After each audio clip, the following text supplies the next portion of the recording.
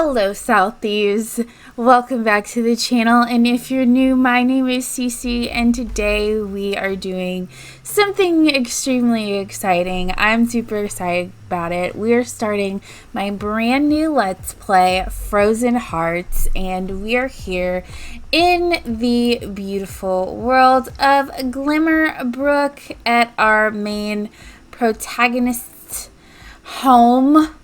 And I'm over the moon about it. I've been teasing this Let's Play for a little over a week now, and I'm psyched because you guys seem psyched, so I'm psyched. So if you haven't already seen the trailer, go watch it real quick. I'll wait. Oh my gosh, did you like it? Did you like it? Did you like the trailer? So the story goes as we have our beautiful sim here, Angelique. She should be in her room upstairs. Let's get these walls down. So she is here. She has woken up from a long slumber. She's feeling happy. She has no idea where she is. But she's feeling happy and she's feeling relaxed and she's feeling amazing because, as you saw from the trailer, the last thing she knew, she had cancer and she was walking around with no hair. And today her hair is long and luxurious. She doesn't look pale and frail anymore. She has eyebrows. She doesn't know what's going on, but she definitely feels stronger. She had leukemia, and she doesn't know what she feels great. Let's see. She wants to make a new friend. She wants to do some laundry. So I think she's looking around her surroundings. This bedroom looks really nice, but again, someone is confused. So let's go downstairs with Angelique and see what we can find. Go downstairs. And so we're coming downstairs to what looks like a little office area. There's some painting, there's a desk, there's a window, there's a bookshelf, and there's a little bit of noise.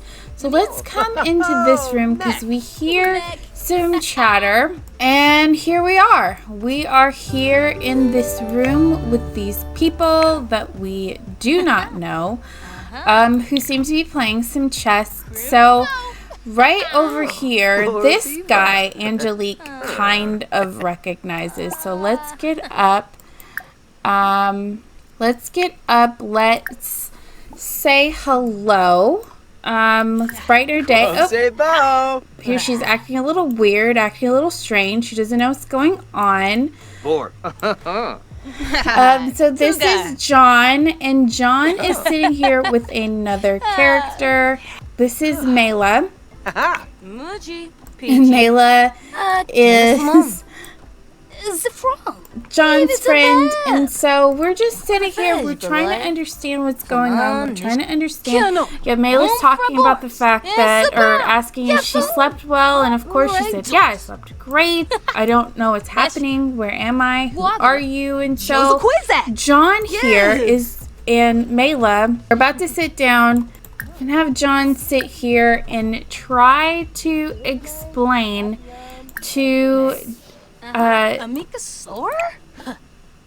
Angelique what is happening. And so let's see, he wants to probably get out a book. I feel like John, he's happy, number one, because Angelique's awake, so he knows that him turning her worked. So in my kind of world, becoming a vampire, it's not a guarantee that it's going to work. There's no real guarantee that it will work. And so, he's showing her. He's become a bat. He's kind of showing her what's going on. You are a vampire. He's kind of teaching her some things. Yeah, showing off powers, trying to show her what she is. And you know, for right now, she seems to be okay, but I think a part of Angelique is still thinking that she's dreaming. Let's see, is she thirsty at all? She's not thirsty. But if she is, there are plenty of plasma packs in the kitchen. Okay, let's get to know Mela a little bit, who is just dancing away. Angelique is finding out that Mela here is called a spellcaster. And she does magic. He's like really excited to become a bat. So let's see. It's still a little bit of light outside, so he definitely doesn't want Angelique to go outside. So Mela has gone, and John is here trying to help Angelique understand what has happened to her. She's just asking some questions. She's like, okay, so you bit me and you turned me into a vampire. Okay. All right. I'm trying to understand what's going on. And I really think that Angelique right now, I mean, look at her. I think she thinks that this is some kind of dream, some kind of joke. She has no idea what's going on. And I think that John is thinking, wow, this is going extremely well. I didn't think it would go as well. And Angelique is just sort of talking about how, okay, well, I think I'm ready to go home. You know, she's wanting to go home, and John is kind of explaining to her, oh, you can't leave. You have to stay here, which really she wasn't really expecting that. She doesn't really understand what's going on. She does know that, you know, I want to go home. And of course, John is explaining to her, you can't leave. You have to stay here, okay? It's okay. Just stay here. He's going to apologize for kind of going off on her a little bit. Like, I'm sorry, but you can't go. And so real quick, she's angry. She's mad. She's like, okay, I don't know what's happening, but let's see. So her energy level's pretty high. She's not thirsty. She just woke up. You'd think she'd be more thirsty. She does have some just initial vampire powers, it looks like. So let's go ahead and use these to make her a student. Make her an opulent student. So Angelique is beginning to study her vampiric energy and the many ways it can be used. She can expend less energy for the same effect. Further study will reduce vampire energy costs even more. And so through study and practice, Angelique has reduced the amount of vampiric energy needed to fuel her powers. Continued study will yield greater efficiency. And so we're going to have that. And I think I want her to be able to detect personalities. I feel like Angelique is a very intuitive type of person, or was an intuitive type of person. So she's going to be able to pick up on personalities pretty easy. But yeah, she's not happy with John. I think, you know, John rubbed her the wrong way when he basically said that she cannot go and see her parents, that she's got to stay here. She doesn't even know where here is. So it's kind of funny that, like, literally as soon as Mela leaves, things start going bad. You know, he had her here to try and help him because he had a feeling she would wake up today, and things just did not go well. Like, look, she's like, I want to go home. I want to see my family. And you can't. You have to stay here. This is not this is not an option. They're really getting into it. Let's just go upstairs. Let's have her go upstairs. She doesn't know what's going on. So we'll just come upstairs just to get away from this guy. Let's see. Let's put her in a different outfit. Let's see. There's probably some clothes in here. And we will change her into this little number right here. So yeah, just a chillax outfit. And I'm thinking John is frustrated. He's mad. He's had this argument. Let's go ahead. Let's get him to meet with Mela again. Okay, so John is here with Mela again at the local bar. He wants to talk to her about Angelique. And, you know, he's a loner. He's happy to be alone. He's a creature of the night. It's been a long, long time since he's lived with anybody. And he doesn't know what to do. He's never created a vampire before. So that's another thing that's stressing John out. And he's trying to figure out how he can get Angelique to, you know, sort of calm down. And I think Mela, she understands, but she's, you know, trying to get John to see things from Angelique's perspective. Angelique woke up having no idea what happened. You know, the last thing she remembered, she was just sleeping, or she was, you know, at home with her parents. And now all of a sudden she's here with some strange guy who keeps telling her that she's a vampire. So it seems like he's calmed down a little bit and he feels a little bit better. Yeah, he feels a little bit better. So he seems to be calmed down. So let's go, while she's at the house by herself, let's check on Angelique.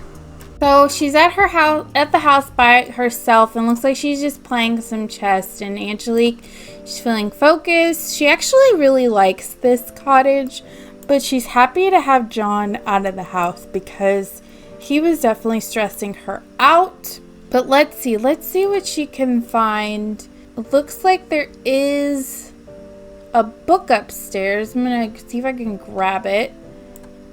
Put it in her inventory. So this is one of the books that John left in her bedroom. So it's the Encyclopedia Vampiria, Volume 1. So I think this will kind of help Angelique sort of understand what's happening to her, and kind of help her wrap her head around things. So let's have a seat. Let's read a little bit. So she's just reading about being a vampire. And of course, I think a part of her still thinks that all of this is ridiculous and that she's in this still really strange dream. But trying to understand, she's trying to read and she's trying to figure out what's going on. So let's see. She has discovered vampire secrets. Angelique is delving deep into researching vampires. There seems to be a lot of knowledge that she could unlock. Let's see, has she gotten any powers? Has she increased it all? So she's doing a little bit of practicing. And she hasn't vamped out yet. Number one, she doesn't know how, which is something else that is stressing John out. He doesn't know how to get her to turn. And he knows that she needs to. Definitely before she comes in contact with human Sims. That is extremely important. Let's go ahead and bring John home. It is super late.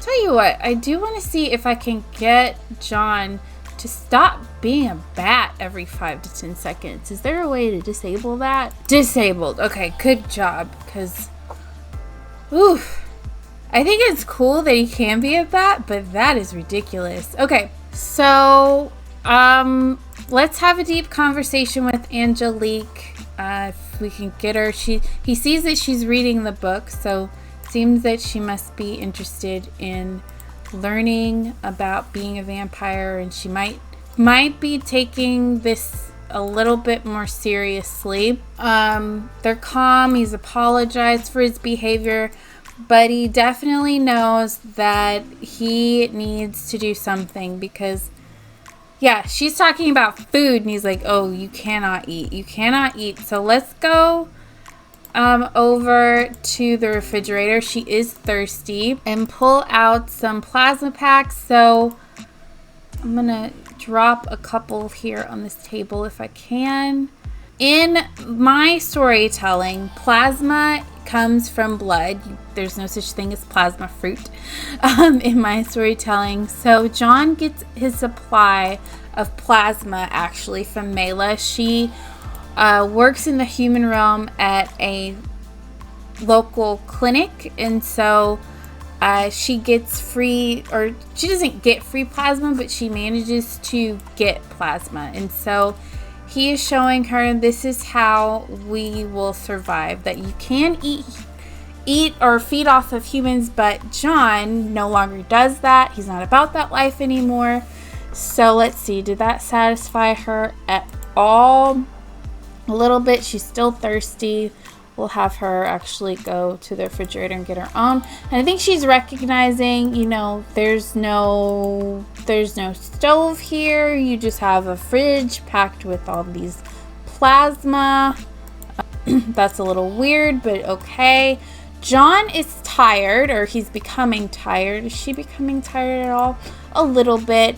But I think one thing he will want to do is call his maker. He wants to get in contact with his maker, Roderick.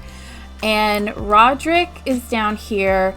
They have a very complicated relationship, as you can see. One thing to note is there are rules within the vampire world, and for a vampire to turn a human sim without permission or guidance, especially for the first time from their maker, that is a big no-no, an absolute no-no. And so John knows that, look, he's kind of freaking out a bit. He knows that if he calls Roderick, there's probably going to be some problems, because he really should not have turned Angelique, but he needs his help. He knows the only way to get in contact with Roderick right now is going to be through the second in command, Amelia. Okay, so Amelia is here at the house, and Amelia is a very interesting sim. So she and John have the same maker, Roderick, and they used to live together. John is older he's older in life and older in vampiric years than Amelia. And he used to be Roderick's sort of second in command. But when John left the Alexander household, Amelia kind of took over that spot. And so when John reached out to Roderick, Amelia showed up to his house. And of course, he knows that, it's been a while since he's talked to Amelia. We're going to have him ask about Roderick. Ask why Roderick hasn't responded or come himself. And of course, Amelia is going to be, Roderick doesn't do dirty work. I'm here to help take care of this. And of course, Amelia's kind of showboating a little bit, talking about her relationship with Roderick.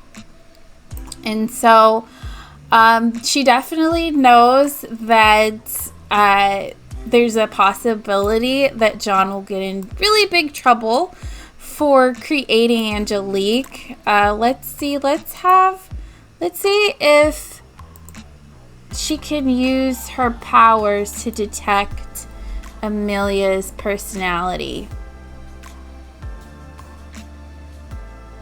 And there we go. So now she knows all there is to know about Amelia, that she's childish, self-assured, and self-absorbed. So, that's Amelia in a nutshell. But I think what I'm going to do, I'm going to end this part here. There's going to be a lot to discuss, especially when it comes to Angelique. And I think John's a little bit tired. It's cloudy outside, but I'm sure Amelia doesn't want to go home just yet because it is daylight. I'm going to have Angelique go to sleep for now.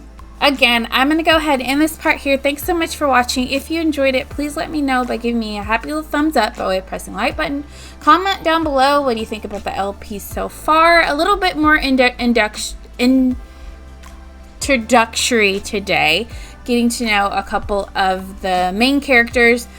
But if you want to see more content from me and you haven't already, please subscribe. I try to post every week and I can't wait to get deeper into this Let's Play. But again, my name is CeCi and I promise never to break your game. Bye.